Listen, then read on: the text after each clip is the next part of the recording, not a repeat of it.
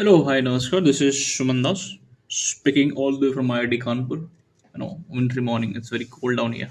So I hope you all are good here. Yeah. So today's topic is capacitor. Just back in the days when the science is getting developed, when the devices are getting developed, those time we have the main issues that we're getting regarding all this thing is the storage of energy, right? The energy storage methods, energy storage methods has become a really important, like you're producing all the energies from turbines, where you're from steam engines, from all these things you're producing energy. That is good, but how can I store all this energy? I understand this point, right? Like, suppose we cannot run the machines 20/7, right? So you need to you are supposed to store this energy which are produced via steam engine or turbines and anything else. Uh, so we are storing this device, you're storing this energy somewhere, right? But other time, there is only one way, there is only one method to store all this energy, and you know that, right? What is that? Battery, right? So we used to have only one thing that is called battery. So battery stores energy in the form of chemical energy. That's a different topic. We'll not get into that. But we should know this much, that battery stores energy. Okay, in the form of chemical energy. But there's an issue. There is a really very issue regarding this battery, like, and that is, battery cannot provide you energy, large amount of energy in a small time. Understanding? Let me just give an example. We have you have phones, right? To take out your phones, and click a photo of anything or click a selfie. What are you gonna see? Hmm? The image. Oh, before that, what happens? The flashlight, right? What do you get? The flashlight, right? Yes or no? So flashlight has it comes. This is a very highly powered light that comes. So we would say this is a large amount of light, large amount of energy is getting dissipated via, and this is a very small time. The duration is very small, and battery cannot provide all these things, right? And that is the reason we they say, right, you whenever there is a problem we find the solutions, right? So here also, this is the reason why the capacitors get involved and get invented. The main aim is to have to design such a device which can store large amount of energy, and provide this large amount of energy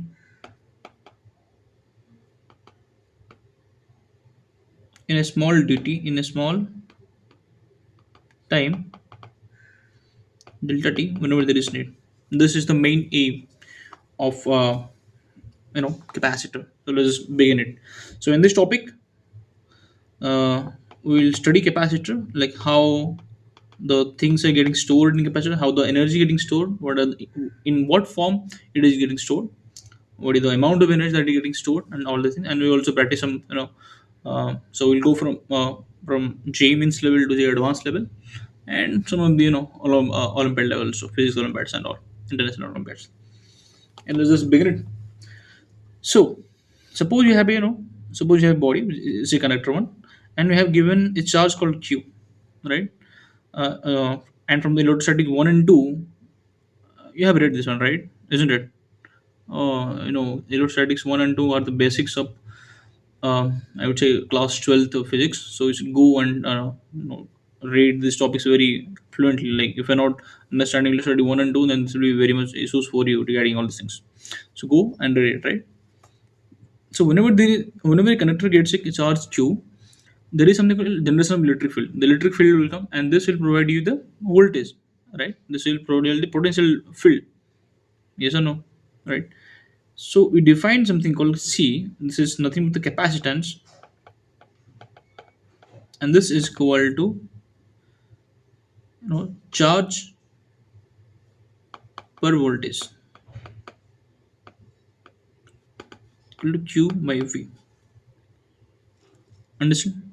Right? All you can, this is, the C is equal to Q by V. This is one of your formula. Mark it down. All set, all good? Okay, let's begin it.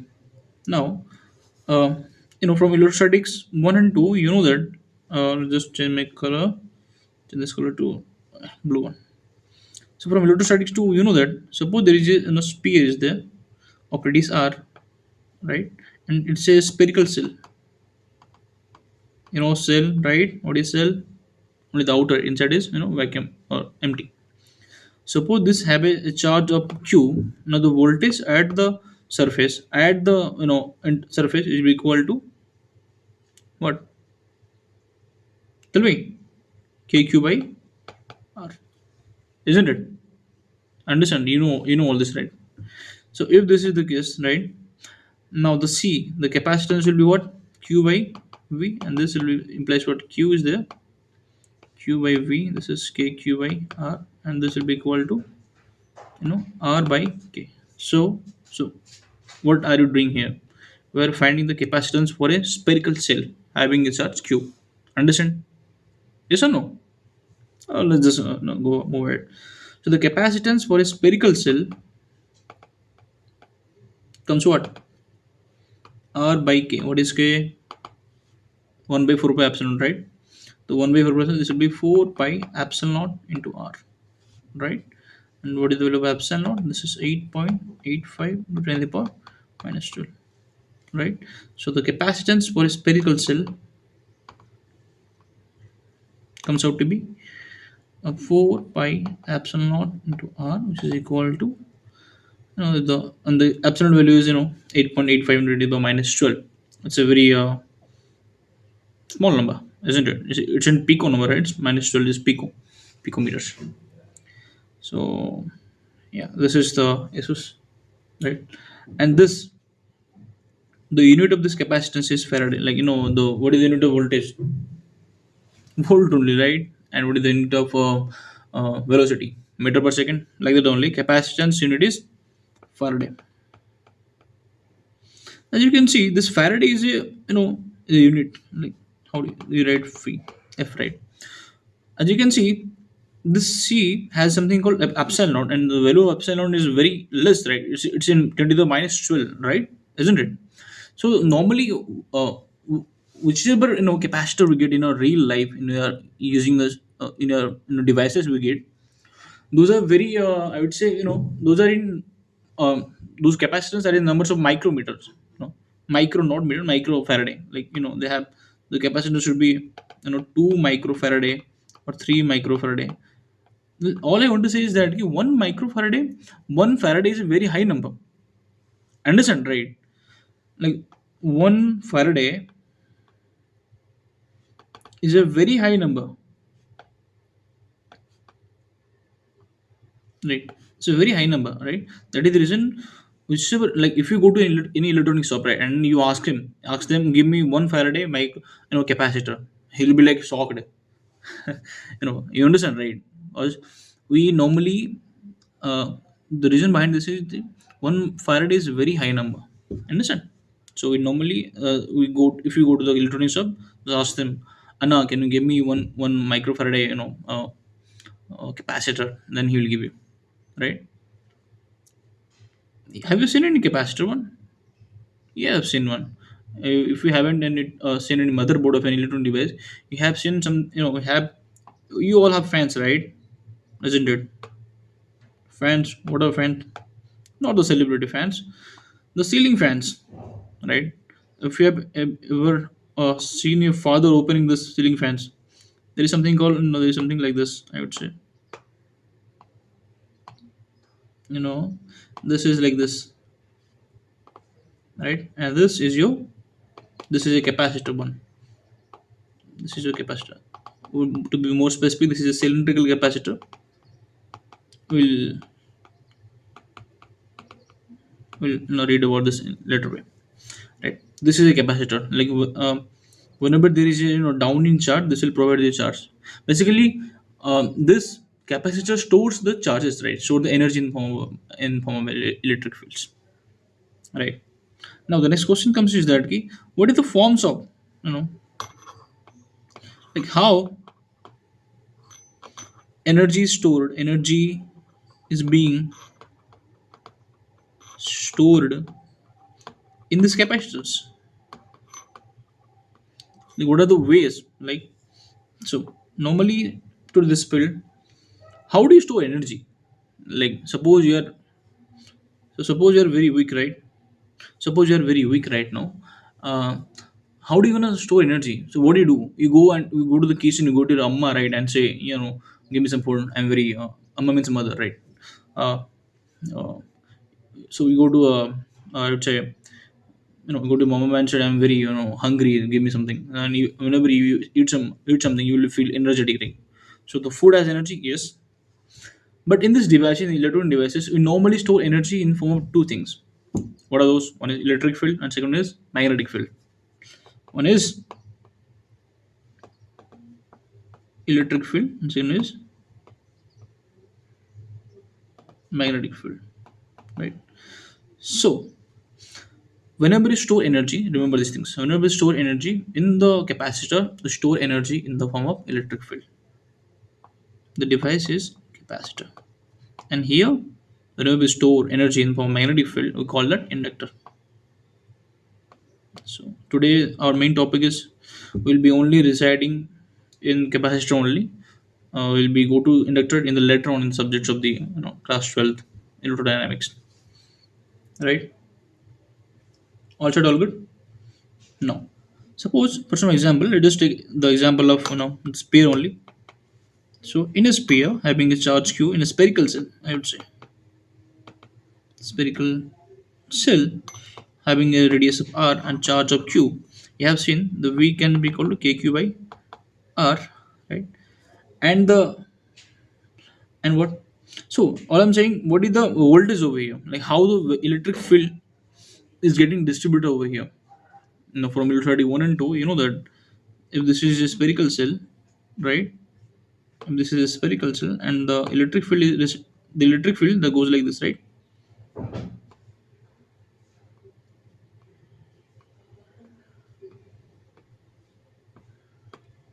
You know, at a 90 degree, entering at a 90 degree, going at a electric field always go enters a constant voltage field in a 90 degree. You know that, right? Yeah, yeah. I so and just now only I told you that this electric fields is the reason where we store the energy, right? So now what is happening in a particular spherical cell, this energy is getting distributed from r to infinity, right? So the energy that this has, the q has, is getting distributed, or it is from 0 to from r to infinity. Understanding, right? I told you, right, where the energy is stored in electric fields only. And as the electric fields are starting from the r to infinity, so the energy is being distributed over from r to infinity. But we are designing something in which we are confining the energy in a particular region, right? That is the reason we go to something else. So we just want to this electric field in a confinement. Suppose we are able to make some device in which the electric field is only reside between this two only. Then the energy that is previously was getting distributed all over this from r to infinity is now is confined in this region, right? And our target is that only. Understand? Yes or no? So how are you gonna do this one? Hmm, let me just give an example. Okay, right. So okay, suppose you have a there is a very let's say I would say not insulator, it's a conductor one only, but it has no charge, right? It's electrically neutral. I would say neutral conductor, right? Suppose you bought a charge, you bought another device which has a charge of q. Now what will happen? Okay, first tell me what is neutral. Tell me. Okay, so neutral means charge zero. Is it? The answer is no. Neutral means the amount of negative energy equal to the amount of positive energy. So whatever, suppose you have five positive, you will have five negative, right? If I'm saying this q is positive, right? So if this is Q is 3 unit, right? What does it mean plus 3? Does it have only plus 3 positive charge? The answer is no. It has plus 3 more positives than number of negative charges. So whenever you bring these two near, what will happen? There will be something called uh, induction will happen. Right? The induced charge will come, and these things, as I told you, what is that? Yeah. So if this is positive, positive, positive, positive, positive, this entire region is positive, right? Having a overall net charge of plus 3 only. So this particular region, yeah, this region will have a charge of negative. Wow. I mean, the negative charge will come this side, and the positive charge will come this side, and there will be a what net electric field going from positive to negative. And as I told you, electric field stores what energy, and this is the reason why. And we'll see, and and we will try to make such a device by which this electric field is getting stored in a two you know surfaces. This is called double conductor theory.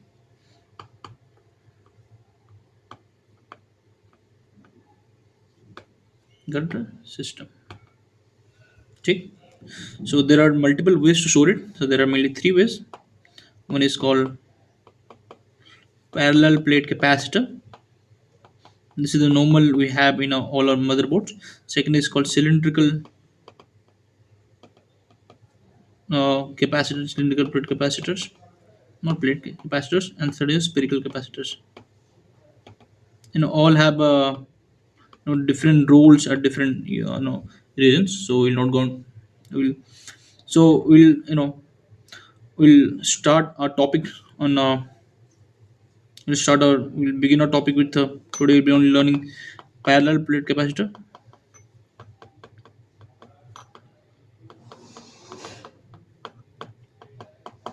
right? Okay, so this is a parallel plate capacitor having a so positive, positive, positive, you know, from one side, and on the side we have negative, negative, negative, and there is a what? There is a electric field starting from going from here to here. Understand? Okay, from now let's just go from electricity 1 and 2. I am again repeating this thing that electricity 1 and 2, this is very important for all your 12. If you're not understanding, go back and read it, the notes, everything, right? If you have any doubt, ask me. I'm here only, right? You know that, right? The energy density, so we can assume this whole, so this isn't a 2D one, this looks like this, right? This is a 3D one. This is the this is schematic of, so this is how the system is, right? So there is something called energy density, right? From electricity 2, we know that energy density is equal to what? Half epsilon E square. Understand? Right. And there is also one thing. This is called electric field. Electric field is equal to what? Sigma by 2 epsilon. No, you have all derived this in electrostatics 1 and 2. Go back and study. This is very important. Okay. Now, for one plate, this is sigma by 2 epsilon. So, if you at the center, what will happen? The electric field for due to positive charge will be sigma by 2 epsilon naught, right? And for the negative charge, it will be in this direction only, sigma by 2 epsilon naught. So the E net you will get will be equal to sigma by 2 epsilon naught plus sigma by 2 epsilon naught. One for positive one for negative one, right? One for the negative charge. This is called sigma by epsilon naught. So the electric field inside a parallel plate capacitor is E net is sigma by epsilon naught, isn't it? Okay, also all good. Now the voltage field. Now the voltage is what? E into D. What is G? Length, right? Come on, yeah. You should go back and study. This is quite important, right? This is sigma by epsilon naught into D, right? Also all good. Now what is sigma? Sigma is the energy density, right? Sigma is your not energy density. It's energy per area, right? Lambda have sigma, right? So this is q charge per area, not energy but charge per area, right? This will be, this sigma will be equal to, this sigma put down here. You'll find what, you'll find sigma will be q by a into d into epsilon, right? So this will be q into d by epsilon a. So the voltage will be equal to q into d by epsilon a. This is second number. Remember this one. Okay. Now what will happen? Now I supposed to find the C, right? We are trying to find the capacitance. In the previous case, we have found the capacitance for spherical one, but here capacitance will be equal to what? Q by V. What is Q?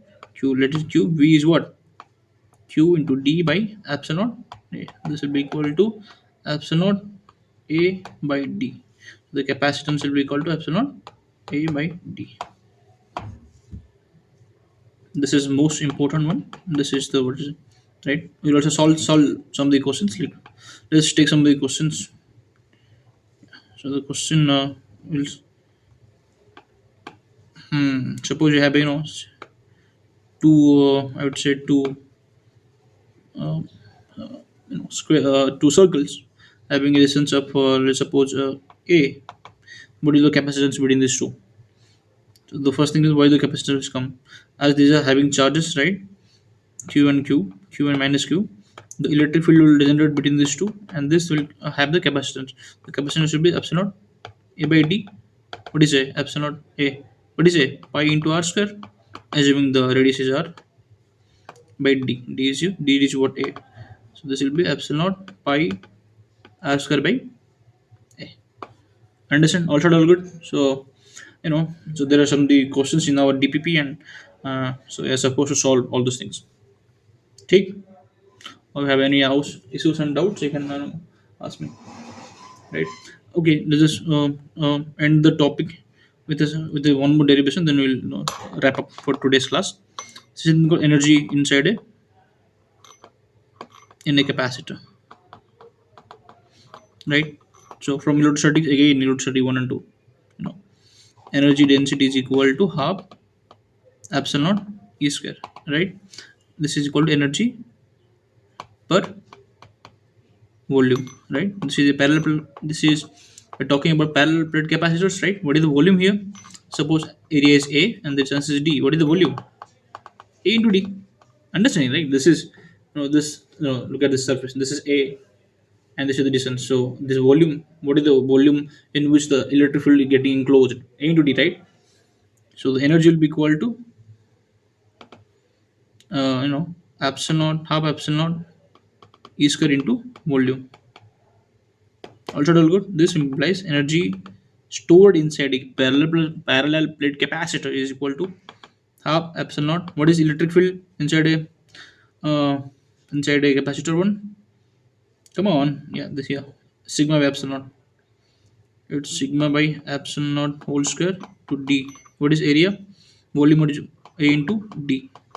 This will give you half epsilon naught sigma square by epsilon square into a into d. This will be half, what is sigma, q by a, right, square into 1 by epsilon naught a into d, and this will provide you, um what is this, q square by a epsilon naught 1 by 2 into d. And what will happen, if you can see, there is a very interesting thing, you know what is that, let me go from here. Yeah, epsilon a by d is equal to c. Understand? So this is epsilon a by d. Perfect. This will be equal to half q square is coming here. This will be equal to 1 by c. This will be equal to, and q is equal to, c equal to q by v. Yes or no? So the q will be equal to c into v. This will be c into v square into half into 1 by c.